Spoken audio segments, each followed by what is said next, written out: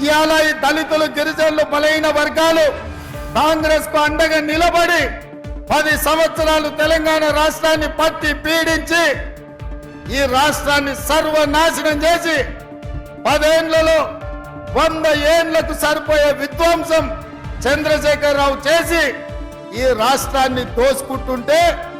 మీరందరూ కలిసికట్టుగా అండగా నిలబడి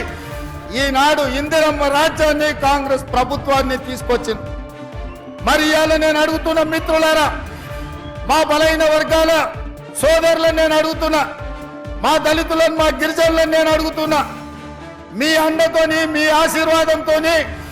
ఇవాళ ఈ తెలంగాణ రాష్ట్రానికి ముఖ్యమంత్రిగా బాధ్యతలు చేపట్టిన నేను, మా మిత్రుడు శ్రీధర్ బాబు గారు, మా మిత్రుడు పొన్నం ప్రభాకర్ గారు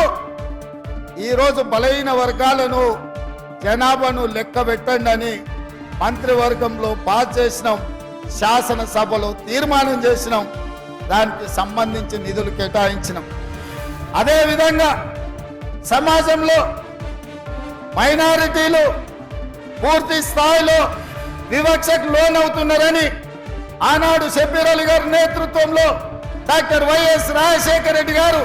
మైనారిటీలకు కూడా 4% రిజర్వేషన్ ఇచ్చి వాళ్ళు కూడా ఈ దేశంలో భాగస్వాములే,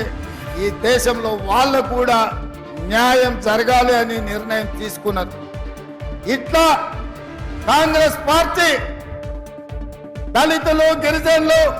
బలైన వర్గాలు మైనారిటీలకు రిజర్వేషన్లు ఇచ్చి నిధులు కేటాయించి వాళ్ళ అభ్యున్నతి కోసం పనిచేయాలనుకుంటుంటే